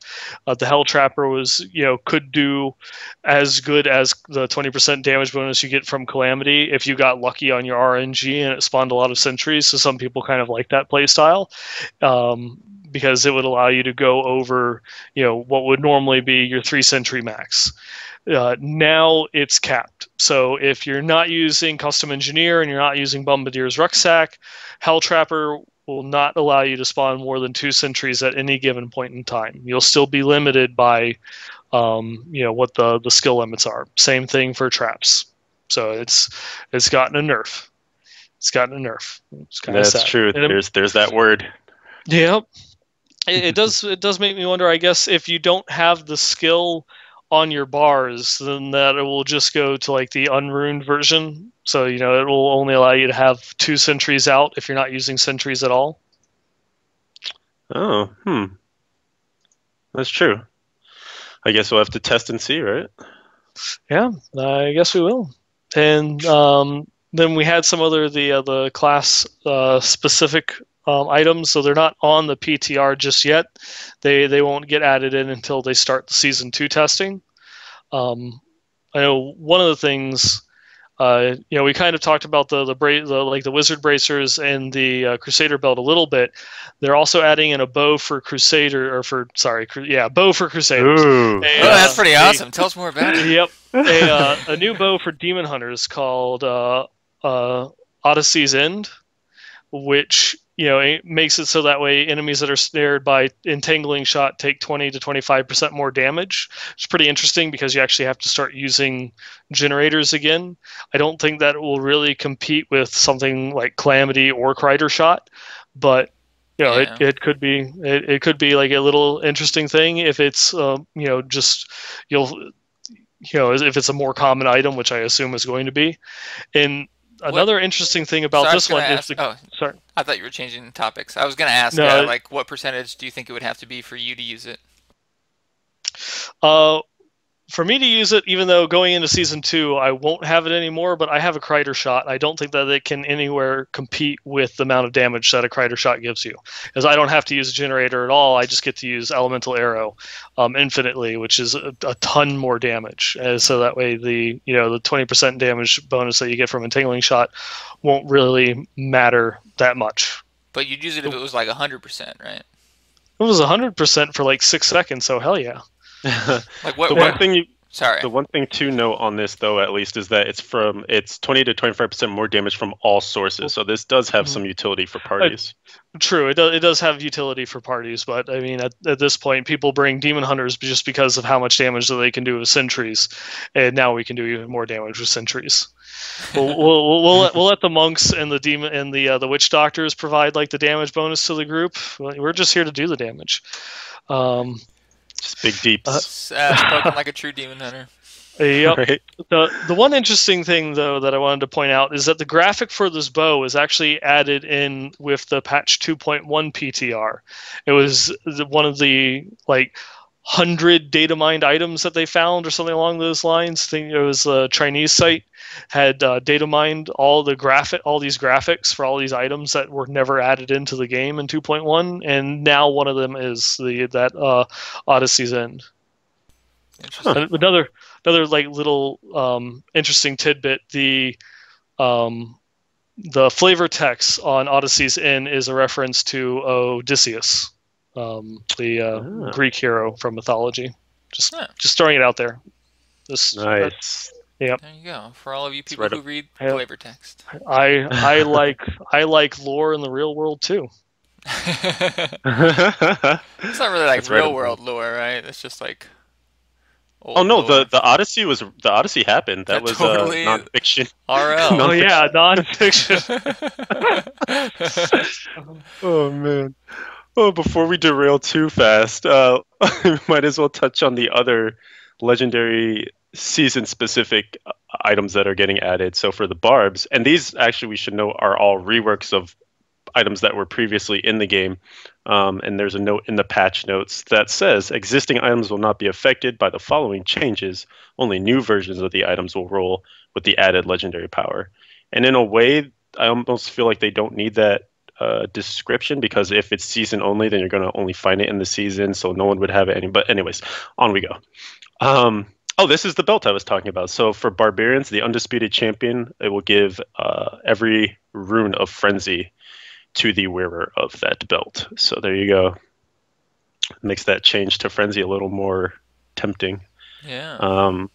For Monks, we of course talked about this last show, is the Gungdo gear. Gungdo? I don't know. I say Gungdo. Pronunciations, right? This is the one that will make it so that when you exploding palm something and it dies with the explosion, it then applies another exploding palm. So just exploding palm for days, as long as there are mobs around. Wait, so did we ever figure out, do the exploding palm explosions from the additional exploding palms also apply exploding palm? There's no way it would, right? It can't proc. I don't know. You can't triple stamp a double stamp. You can't triple stamp a double stamp. Triple stamp. I think the way that I look at this is the same way as I look at Blade of Prophecy, where you can't get an extra condemn from the condemn that the condemn from Blade of Prophecy makes. Yeah. If that makes sense. Mhm. Like it can only chain once, basically. Yeah, it makes sense to me. Yeah. Otherwise, this would definitely be OP and need a nerf before it was even released. I think that might be true anyway, but I guess we'll just have to wait and see. Yeah. And lastly, we have Wormwood, which we did touch on earlier, which makes Locust Swarm, for Witch Doctors, by the way, makes Locust Swarm cast on a nearby enemy every second. And it also, the weapon itself rolls with 20 to 25% poison skill damage as one of its 4 primary affixes. So it's basically just an aura. Like, I think we were saying it was about melee range aura that just instantly puts Locust Swarm on the enemies around you without even casting it or having it on your bar. Mhm. Yeah, it seems to really fit into the Necromancer dot style play that a lot of people miss. This is very true. I wonder if I- that might be the direction they take the Witch Doctor. Maybe. I loved my Poison Necros back in D2, but I never found a Death's Head, and so I just was never able to like fully pull it off. Yeah, they've done Hey, a you lot wanna- of things in you Reaper to make Witch Doctors more like the Necromancer. Yeah, because if you want to talk about like super rare items, let's talk about Diablo 2, unique elite items. And what you had to do in order to even find a monster that it was on their drop table in order to even be a thing. So I want to. Kindle runs. Oh god. Yep. Pindle runs the pit. The Through pit. and searching what was it, the cold plains for the pit. Indeed. Yeah. Good times. We could actually stick a little news note in there too that the Diablo 2 ladders will reset next week. So I hope you guys will join me. Are you really gonna play some D2? No, just kidding. Man. I was about to say I will be there. Let's do it. Come on. I almost 8 would. players. Come on. Let's do it. D2 hardcore. I'm all about that. If WoD hadn't just come out, I'd be all about that. Forget it. World of Warcraft will be there for another 10 years, but Diablo 2 is now. Yeah, I thought Diablo 2 would be dead by now. I can't believe They're still doing resets. Still going strong. That's Every awesome, 6 man. months. They're on a schedule now. They do a reset every 6 months. Yeah. Gotta love it. Well, we already have, I think, about 8 people in chat here that are down to join us. Bring it on. I say we do it. I say we just go through one night. We have a Westmarch workshop stream where we stream with the listeners, but we do it like Diablo 2. So we can do the 3 of us and then 5 people from chat, and we could do it on a weekend or whatever. That'd be pretty fun. We used to always play D2 on my stream when the D3 servers were down. Oh, cool. It was always pretty fun. Although I have to admit, I got sick of all the changes of having to click on my gold and all that pretty quickly. I got a little burnt out. I'm spoiled. I know. D3 has made us so lazy as D2 players. Yep. Yeah. But yeah, it looks like a lot of people are down for that. So send an email to westmarchworkshop@blisspro.com if you would be interested, and maybe we can actually get that going. Yeah, that'd be fun. I think it would be great. I think we should this is definitely something that we should do. I think it's definitely something that we should do. After the podcast is over, it's a serious conversation that we have to sit down in time so we can go through and do this and bring some of the viewers here in chat to come and play with us with some D2. I gotta say, unless Leviathan wants Paladin, I'm gonna call it, because that was my class in D2. But I give it to Leviathan because he's like our Crusader guy. It's really interesting too because I barely played Paladin in D2. We're completely derailing, but yeah. I love Crusader, but I barely played Paladin, so it would be interesting for that. But I'm all about the Barb in D2, man. Oh, nice. Yeah, I never played Sorceress in D2, but all about the Wizard in D3. Yeah. Yeah. Well, Mikey's gonna be Poison Javazon. Yeah, I played Necromancer throughout the majority of D2, but then a little bit before Diablo 3's release, I got really hardcore back into it and was playing a ton of Assassins, and that kind of made me fall in love with the Demon Hunter. Nice. Trap Assassins. Oh, my favorite build. We're okay. No, hey, ease yourself. Hold on. Okay. Riftison, Riftison. That's all I'm saying. Go look it up. All right, we'll save that for the after show. Yeah. All the builds from D2 rhymed with the class name. I just realized. That's true. They all had like the ending of the same class name. This is true. All right, I'm gonna pull us back on track here. Thank you. Because we don't want another 3-hour show. Touche. All right. Legendary gems, 3 of them were added. 2 of them were showcased at BlizzCon, but 3 of them are added, and we're actually pretty excited about this third one. So we'll go over the first 2 that we already knew. Esoteric Alteration. This is the one that gives you 10% at base non-physical damage reduction, and the upgrade for that is 0.5% per level. So at level 25, you would be getting, math. Let's go to 26. That gives you 13%. So 23% at rank 26. And then the rank 25 unlocks while below half-life. Your resistances to cold, fire, lightning, poison, and arcane are increased by 75%. Any thoughts on this one by you guys? I haven't tested any of these yet in terms of leveling them up and really giving them a run for their money. It seems like a great defensive choice for like ranged characters, especially because as ranged, you're going to take less physical damage than melee characters are typically going to take. I hadn't thought about that. That's a good point. Mm-hmm. Yeah, especially if you're stacking physical already. But it seemed like they just wanted to add more physical gems because the physical gems right now just aren't like up to par with the offensive gems. More defense gems? Oh yeah, sorry. Yeah. I'm not sure. I mean, it does look interesting and has some pretty decent returns once you start ranking it up for the amount of the reduction in damage that you're taking, especially when combined with the reduction in damage already that they're putting into greater rifts. But I'm not sure if it's still going to be worth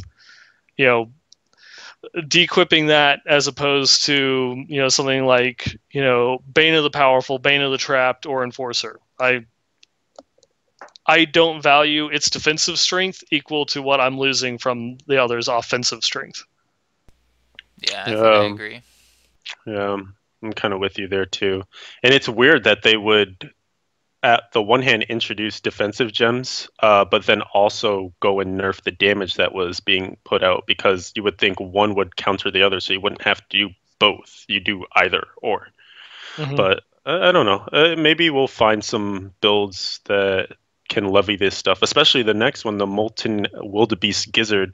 There might be a little bit more play here because the main thing that it does is regenerates 10,000 life per second at base, and then with each rank upgrade you get 1,000 life per second. So at 25 you're getting 35,000 life per second.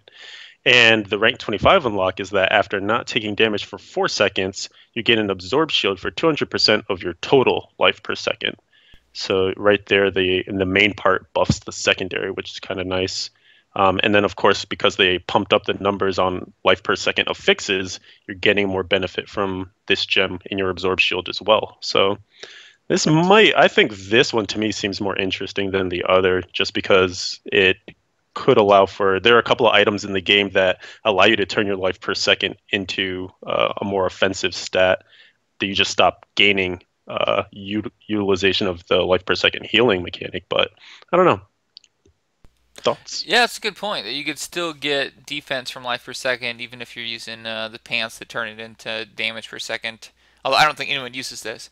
But the thing that was interesting to me was how quickly it scales up. You're getting 10% of the base effect on every scale up, and I haven't seen that much of an increase on any other gem. That's true. Yeah, that's probably like the strongest upgrade. Yeah, to me, this one is a lot more tempting. This one, to me, is definitely a lot more tempting because you can easily get this up to around 40,000 life per second on top of all the other life per second that you have. Then you're gonna, whatever you have now, you're gonna get 25% more when the patch rolls through, and then you could throw this in. This might be worth, something around, like a Bane of the Powerful, like the Trapped and Enforcer, or like Pain Enforcer might be a little bit more powerful than it, overall. But I do like this one a lot more than the Esoteric Gem. Yeah, I agree. Definitely on the level with you there, for sure.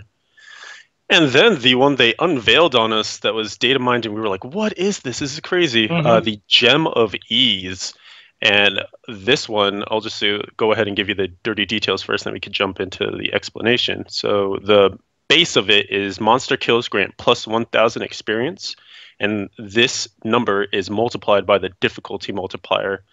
And then the rank 25 of that is that whatever you equip it into becomes a level requirement reduced to 1. But what we learned that I got really excited about on the PTR is that you can equip this into weapons. Yeah. So you can be running around a level 1 character with a level 70 weapon. Yeah, definitely. That's going to make for some very, very interesting power leveling. Oh, yeah. Hardcore death, I laugh at you. And the same thing I'd like to point out about this gem as I did the last gem, but the inverse. The upgrade on this is, I almost think it's a typo. It's so pathetic. It gives you 1,000 experience per kill at base, and each upgrade gives you +1? Yeah. I mean, maybe just because they're factoring the multiplier effect for that, so +1 ends up being a lot more multiplied by the difficulty that you're on and the difficulty of the monster, the level that it's at too. It's still like the gem we talked about last time was a 10% increase on the base each level. This is a 0.1%. It's 1% of the increase that the other gem had per rank. Where you're going from what, 1,000 to 1,050. Like, who cares? Yeah, I guess it's true. Like once you get to 25, no one cares to level this gem past 25. I mean, but this isn't like top tier gemology here, right? So like, Yeah. no one's min-maxing the crap out of this. You pretty much, like you just say, get it to 25, and then it's doing its work for you already at that point. Yeah. I just wonder why they chose that. Maybe they just didn't want people to have to spend as much time on this gem. Yeah, I mean, it is true, and it really is just, most people are going to be using it for that rank 25 unlocked, then the experience gain anyways. The experience gain is just going to be nice, and that would be just going to be interesting for, I wonder if you have something like a level 70 Maximus, is the demon that spawns, is it stats tied to your stats, or is it stats tied to the level of the weapon? That's a good question. Oh, it's like something to test. Yeah, it's like, because I don't think that those pets like scale, with your stats at all. So that might be something that would be pretty interesting. Let's go and have like level 1 duels with freaking Maximuses and all the other fun stuff. Because just imagine like this gym in the new Wormwood, and you just run past everything and watch everything on the screen just die. You don't even care. You just run from bounty to bounty to bounty. You do nothing but run. You don't click a single thing. Yeah. So witch doctors have found their place, leveling up. Yep. Too bad that conquest isn't in there anymore. Womp womp. Not that you could get this right away anyways, but yeah, you have to be 70 before you can even get the gym. Yeah. Alright, well, but then once you get the gym in a Wormwood, then you can find yourself on the conquest board twice. Oh, that's true, actually. Yeah. Go back. There is some bug fixes to gems as well. The one that they fixed, which I'm sure Flux will actually be happy about because he had a funny death to this gem of efficacious toxin. It was a bug that it was actually reflecting its damage back onto the player, so they fixed that. That does not happen now with the dot that gets put out from that gem. So that's good. They fixed Bane of the Trapped as well from being applied to enemies that are blinded or charmed. I guess before the bonus damage wasn't working with those two, so now it does work. And I think Mods was also saying that they may have fixed the thing where this wasn't working for monks for their procs. So maybe that's something to look into too. This isn't here on the list, but could be one that didn't make the timing of writing these notes up. And lastly, I don't think anyone realized that these bugs were here, but the Invigorating Gemstone apparently had some bugs where you weren't getting the correct amount of reduction in damage from being frozen or being blinded. and you also weren't being correctly healed when you were hit by a blind effect. So they went and fixed that up for the invigorating gemstone. Yep. So for the 5 people out there that use this gem, they are very excited. Oh, I love it. Yeah, it's like the kind of person who uses the invigorating gemstone isn't going to notice this change, right? It's like the people who knows this change are using different gems. Exactly. Oh, I love it. It's pretty funny. And that's a wrap on legendary gems. Yeah. Yeah, the rest of we have is pretty small and mostly already mentioned before, but we could dart through it pretty quickly. Mm-hmm. They had taken out a bunch of bounties: Miner's Gold, Jar of Souls, Matriarch's Bones, Miser's Will, Scabbard. They all were bounties that were exploitable. Otherwise, other words, you could farm them and get to max level very quickly. And most of the people who got the first level 70s in Season 1 were using these bounties. And they've just made them so that you actually have to participate in the bounty to complete it.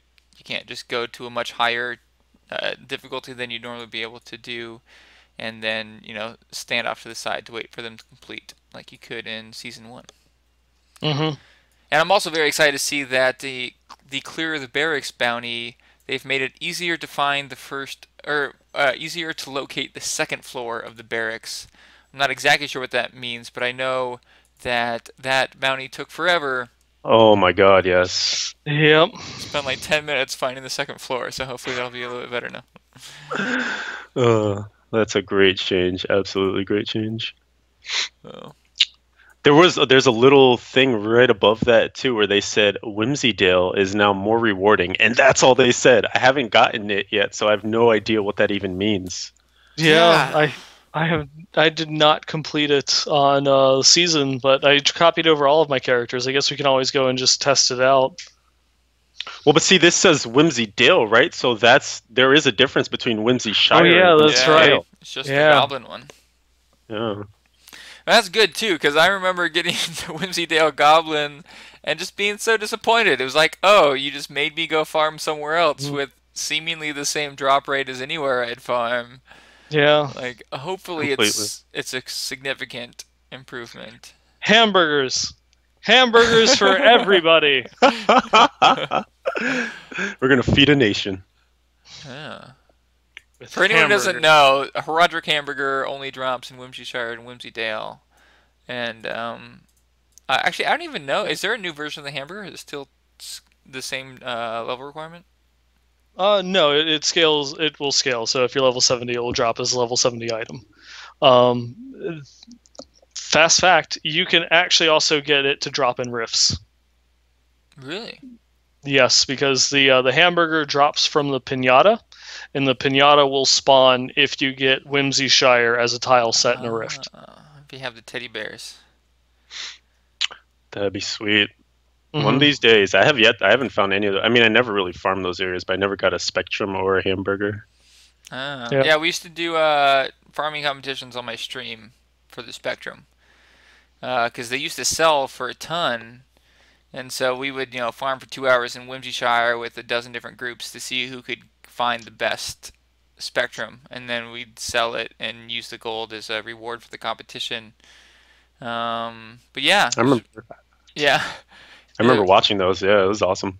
Yeah, it was a pretty big deal back then to get like a 700 DPS Spectrum. But now with like the huge level requirements that can roll on items, they're not quite as lucrative. This is true.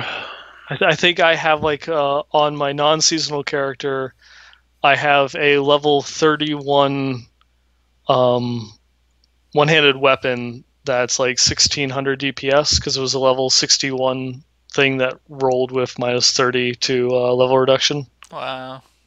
Yeah, that put Spectrum to shame. Yep. Not too shabby. Yeah, I used to be able to get like 100 mil or more for some of those top tier Spectrums. Oh, way more.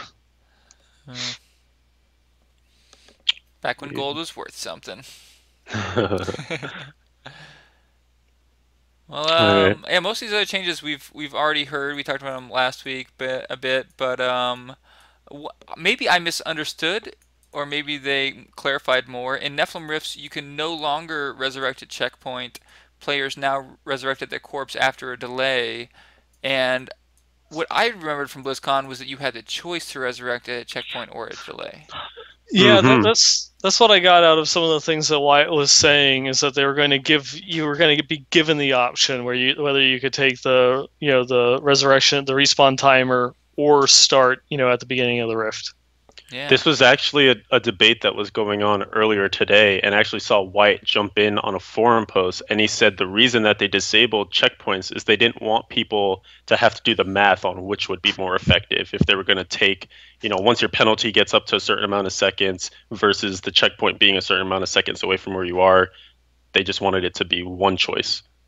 Yeah, and it makes sense. I mean, the change was made so that there'd be less randomness in the greater rifts, so that it wouldn't matter how far away from your checkpoint there is. And the only way to completely remove that randomness is to remove the option to resurrect your checkpoint. Exactly.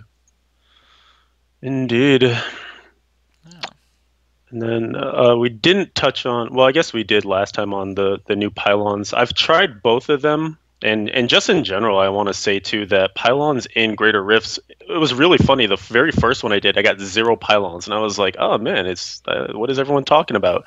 And then the next 4 that I did, on one level, there were 4 of them. I think like 2 conduits and a shield and a channeling. And then the next level down, I got like another 2, and they are everywhere now. So it's almost it makes Greater Rifts kind of almost feel arcadey in a way, where it's like, oh, you got a power up, and you just go through and you're amazing for 30 seconds or so. And I'm not feeling it. I think they need to be, if they're going to keep them, they need to dial it back so that the amount that we're seeing isn't quite this many. Because I did my first save a conduit for the Greater Rift Guardian, and it felt so dirty today. Like I should have taken a shower before the podcast. Yeah, I feel, maybe I'm being presumptuous here, but I feel like the devs are being a little stubborn with their pylons. I'm going to go and agree with you on that, man. Well, you know what they say, you must construct additional pylons. That's pretty good. Nice. Yeah, I'm gonna be along with you guys. I think just for the adding more legitimacy to the competitiveness is that it would be better for the pylons to just be removed. I know that they are trying to balance it in making each of the pylons give you the same general contribution to clearing the rift, whether it's to killing the boss faster or clearing, through mobs to spawn the boss faster. I don't know. We'll have to see. This is just, I guess, like some of the things that getting that many, maybe if it guarantees that you'll spawn 1 pylon per, but 4 just seems extreme at this point.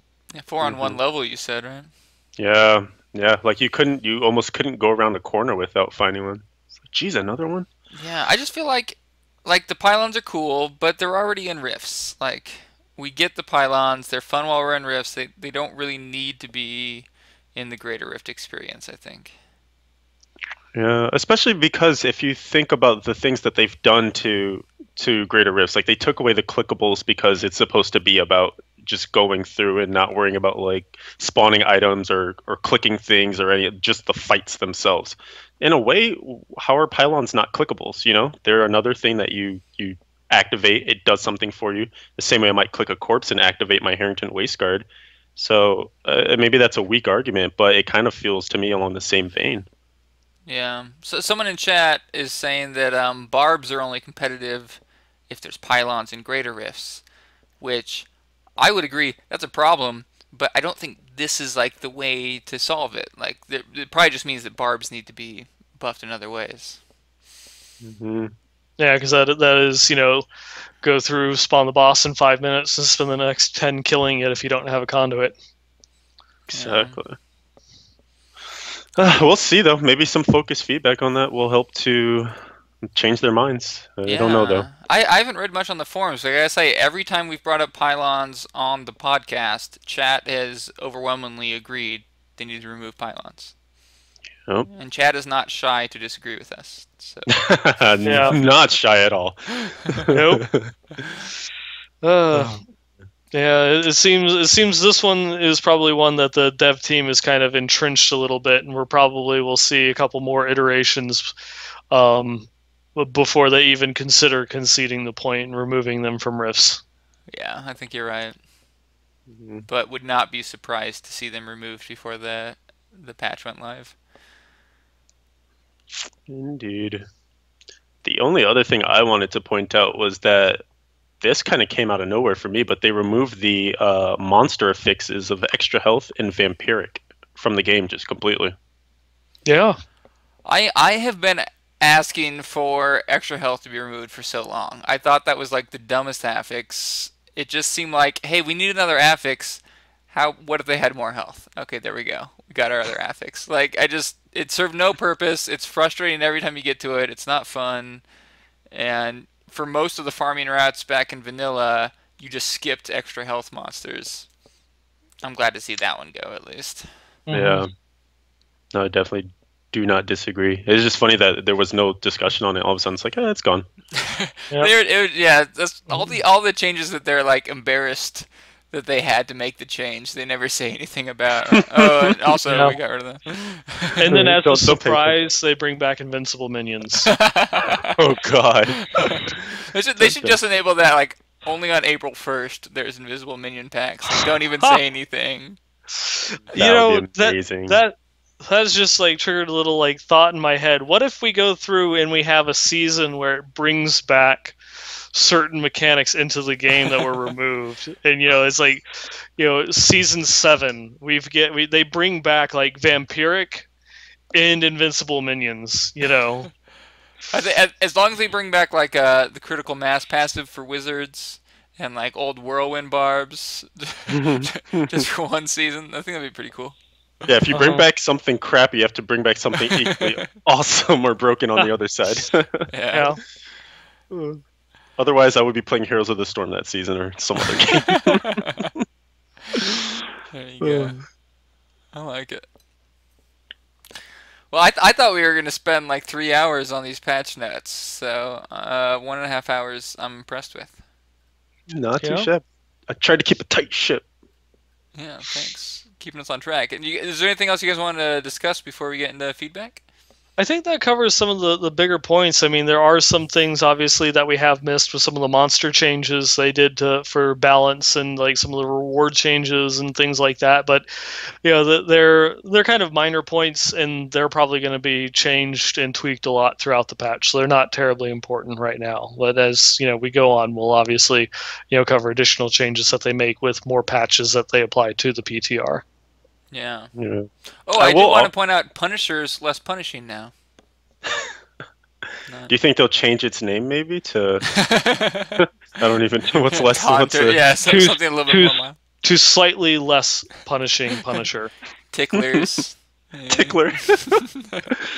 Oh boy. I did want to point out though they as promised we're going to make some changes to Greater Rift Guardians, and I got to fight Rhyme right before we started, and that fight was so much easier. Maybe not even easier, I guess, but so much less of a headache as a melee character. The changes that they made to Rhyme in particular were making it so his ice circles don't stack on top of each other the way he casts them, or he or she, the way Rhyme casts its circles makes it so that they don't stack up on one another, which is nice because sometimes in tight areas you would just get circle, circle, circle, and if you stood there, it was just death if you didn't move with a twitch of your mouse.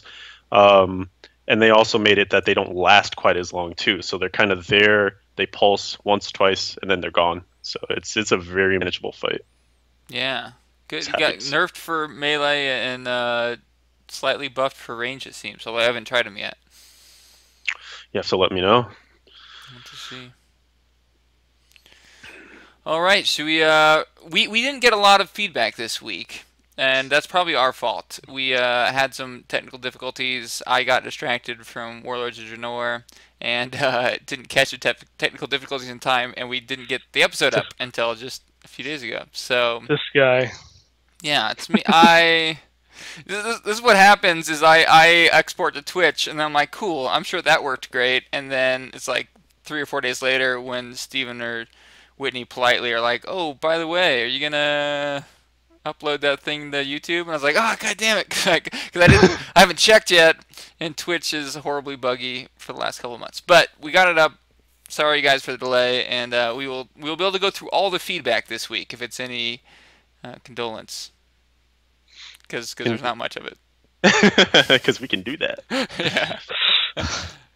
And I'll grab the first one if you guys don't mind. Sure. Mr. Dorcas, regular on the stream while we're podcasting here, mentioned a forum post that he wrote.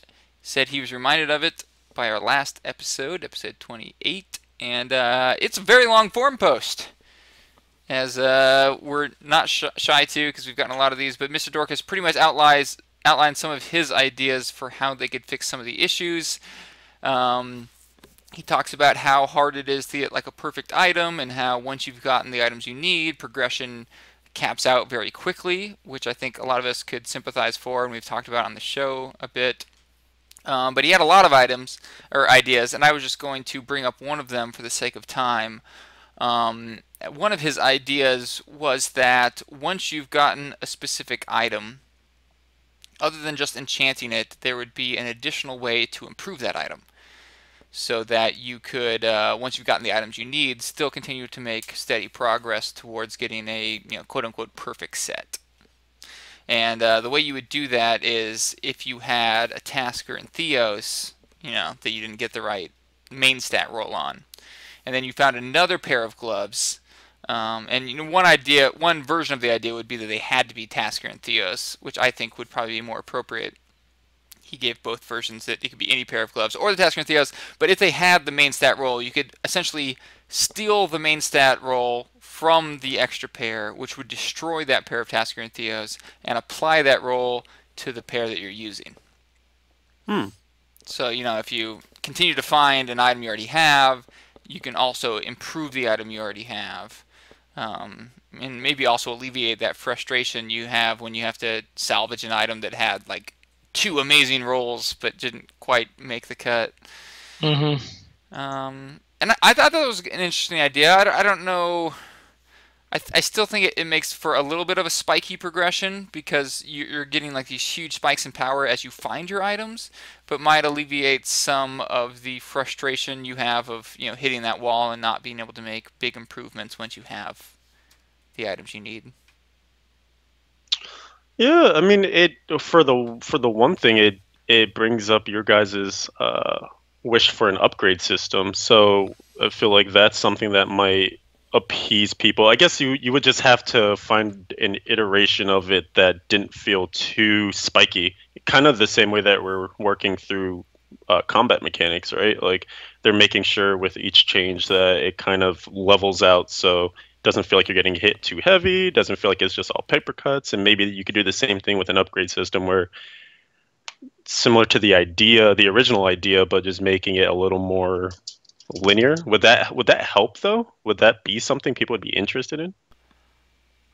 I think so. I mean, personally, and I know a lot of people have different problems with Diablo, but personally, the biggest problem I see right now in the progression game is that it is spiky. That it's not consistent enough. Like I think it needs to be somewhat spiky to keep the true RNG nature of Diablo. But the fact that you can play, 8, 12, 20 hours and not see a significant increase in power, I think it can sometimes be frustrating. So I think stretching the progression out, making it a little bit less spiky, could make the game more rewarding for a longer period of time. Yeah. I mean, it gives you something. It gives you something that you can. It's like I can log in, do a little bit of something, and I might have a chance at least getting some sort of upgrade. It's not like, Leviathan, your constant crusade to try and find a better cooldown reduction unity. It's something that, I can just find, something else, either a collection of crafting materials or a second unity or a ton of gems, or like one flawless royal of every color. And then I can, upgrade my stat by 10, or by like 0.1 on crit or something like that, on this item to just make it slightly better. I guess if I put my dev hat on, the one thing that I think of is you're identifying a problem, but maybe we should look at the cause of the problem instead. So if you're wanting there to be a bit more predictability in the progression of upgrades and the way that you obtain them, wouldn't it make, well, maybe it's not better, I don't know, maybe an alternative to that would just be to have it so you can target farm? Would that be a bigger change, like too much of a change? Would an upgrade system just be flat out better? I think that Are Go they ahead. different? I would say I think the problem with that is you get the D2 system where your gameplay ends up being farming the same things over and over again. Hmm. Like I think the risk system is superior at least to target farming, and that your gameplay varies every time you go, but you still have a single method that's most efficient. Personally, I think the biggest problem right now is that as soon as you hit max level, you're capable of finding a top tier perfect item. And I think that's unique to most RPGs and item-based games, uh, and that you wouldn't lose too much if you stretch that progression out by making you have to first obtain some kind of secondary set before you went after your main set. Maybe not. Don't give access to the best gear as soon as you hit max level, but make players work for the ability to get their top tier set, so the other tiers get some use, and so you feel like you're on an actual journey to your set and not just in like a grab bag hoping you're going to get lucky one of these days. I'm coming more. I feel like this is a continuation of what we had last time. I'm kind of coming around to your idea more and more, where at least because I think part of playing an RPG in general is that the journey is supposed to be meaningful. All this leveling up is supposed to be worth something. All this gearing up is supposed to be worth something, and we always have that end game, that end goal of best in slot everywhere in mind. But I think the stories, like the things that we really take from our gameplay experience, are the along the way parts, right? Like when we finally get that last piece of the set that we've been looking for, we finally get to, the battle that we know is very likely to give us this certain item or something like that. So I mean, I think there are probably ways that they could work those things in without making it so that we have to farm very specific places and possibly entertain the idea. I think there are probably a lot of ideas we could just combine with, like the idea of a gem sink, with the idea of wanting to upgrade gear a little bit more in a way that's meaningful. Put all those things together. Let's see it. Yeah. I mean, I think every good progression game has moderation, a mix of steady progression, ideas like the Paragon system or Blood Shards, where you're constantly getting something, and of spiky progression, where every once in a while you find that awesome item. And I think both those things are necessary, but right now Diablo, just in my opinion, leans a little too heavily on the spiky progression, where the small incremental progression you get over the course of an hour seems almost meaningless, especially before you have your sixth piece, compared to the huge amount of power you gain from getting that one piece you needed, which could happen at any point or at no point, depending on how lucky you are. See, that's there's not to be argumentative, but there's that one word that keeps popping up, and I really dislike it. This idea of need. And I think to some degree it exists within I guess the meta. I keep going back to this word metagame, but it kind of helps to describe sort of the where we are at this time in the game. There are only a few builds that are really just that top tier, going to make things the best for you in terms of climbing leaderboards, whatever your main goal is in terms of like really being a powerful character, a powerful player.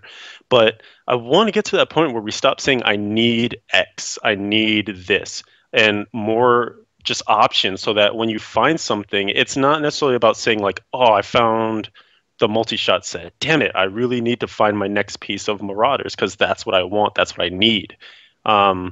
And I want it to be more, okay, nice, I found the multi-shot set. Like now what can I do? And have that be an okay thing where I guess you would have to equalize everything, which is going to be very hard.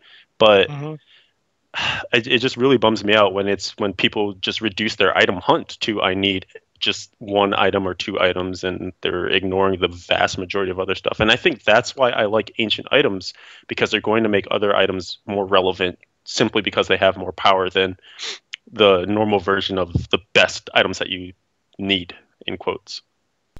Yeah, I think probably, like one of the problems like you just mentioned is when you have those builds that are like dependent upon having one item. You do like the current Marauders builds require Tasker and Theo, which with the changeover in the next patch, you're not gonna, Tasker and Theo is useless. You've got a lot of options. You could be a cold build with Frostburn, or you could use a Mage Fist or a Cindercoat.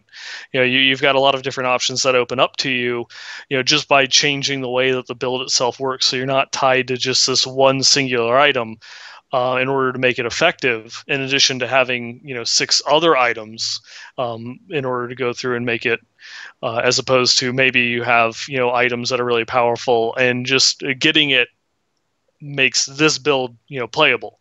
As opposed to it's like I've got this build and I have 9 of the 10 pieces, but it doesn't work until I have all 10, type thing. And just I can get this, and it now allows me to do this. And if I get these other items, it just makes it more powerful. But I guess going back to some of the things that Archon was saying earlier while I was remaining silent in my corner, I don't.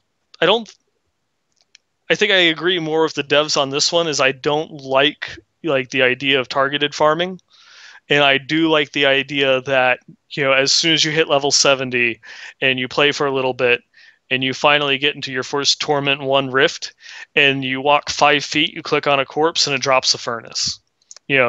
Even though that kind of makes it so that way every weapon drop you have for the rest of that season or the game or whatever, now you really don't care unless it's another furnace, because it might drop and be better, or until you change your class to play something else. But that still is going to be a memory that you hold with you through your entire play experience. So it's not, even though it does detract a little bit from the game because it makes one slot of your character less attractive or less interesting, you are always going to remember the fact that I clicked a corpse in Torment 1, after hitting 70 for an hour and found a furnace. Blaze is probably going to be going on for weeks about how he found a furnace off of Malthael on normal in story mode. So this is going to be one of those things. Hell, I'm going to be going on about it for weeks. So, I don't really have a problem so much of, any item could drop at any time, as long as they make it so that way it's not so that way so that I'm repeating myself like triplicate now. I'm sorry, I'm getting tired. But it's not so that you have extremely rare items like a Calamity or a Tasker and Theo or a Kreider shot that is 100% necessary in order to make this build work. Yeah, I agree with you to the extent that if you're that person that finds a furnace right after you hit level 70, that was awesome for you, and it totally makes the RNG worth it. But that's for the person who found a furnace right when they hit level 70. I think for the person who's played 1,000 hours at level 70 and still hasn't gotten their furnace, that's not worth it to them. Like, good for you, person who got it right when they hit 70, but it feels really bad for me. I guess it might just be because I have a different personality. But I disagree with that point because I see it every day when every single person finds a Tasker and Theo. And I like to, I like to go through and play up the rage a little bit. It does irk me slightly, but I am legitimately happy and excited for every single person that finds Tasker and Theo. And it makes me strive and clear another couple of extra rifts to get some more blood shards to try and gamble for one. And then now, all of my efforts in sweat, blood, and tears is completely useless in the next patch. But that's okay. that is okay. Again, that could just be because I'm different, in that respect. But having someone else find a super rare item that I'm striving for to complete my set and complete my build doesn't detract it from me at all. Okay. Yeah, I guess each person is gonna have their own opinion as far as that goes. I guess the way I see it, and I think most people would probably agree with the point, that in an ideal situation, there would be like 1 billion different builds, and they would all be viable. And you could just pick to your playstyle, farm out the gear you need, and then whatever your playstyle was, once you got the gear you needed, your build would be awesome. And that seems kind of like the philosophy that they shipped with, right? Do you guys remember when there was like different ruin levels and everything, and they did the math, and they're like, there's 17 billion possible builds. And it was like, what? This is going to be crazy. No, it was like, and one viable one per class, turns out. So like, it seems like they had these huge ambitions of making it so there was just, you know, a ridiculous amount of builds that you could use in each class, and it didn't work out. And maybe we can just accept that and say, okay, you can't just RNG a bunch of builds and expect them to be balanced. You actually have to design builds by hand if you want them to be balanced to other builds, which is totally what they're doing right now, right? Like, oh, Marauders and Jade Harvester are OP. We're just going to handcraft specific builds that we make through sets.